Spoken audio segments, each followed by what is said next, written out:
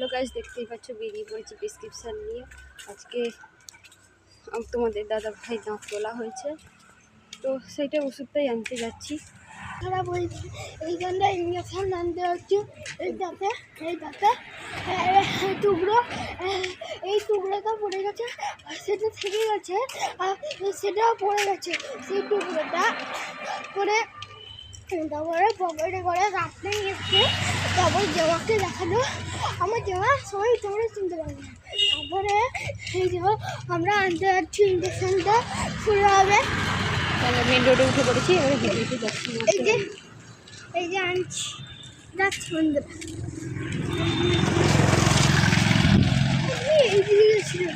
এদিকে হেঁটে হেঁটে যাবো ওষুধ দোকানে।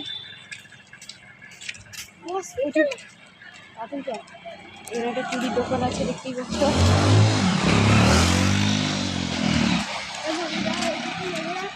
সব কিছু দিতে পারো, বাচ্চাদের মানে আমরা এখানে কিনে নিতে পারো, কোনো অসুবিধা নেই। 10 টাকা 500 টাকা 150 টাকা দিয়ে নিতে পারো। যদি বায়না করে এমনি করে দিলে এমনি প্লাস্টিকের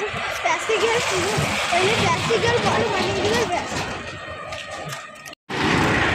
তো সামনে আমার ফুলের গাছ যাচ্ছে, এখানে গরু ঘাস খাচ্ছে। দেখো বন্ধুরা, দেখো দেখাচ্ছি তো তোকেই। আমাকে একদম এখানে আইসক্রিম ফ্যাক্টরি।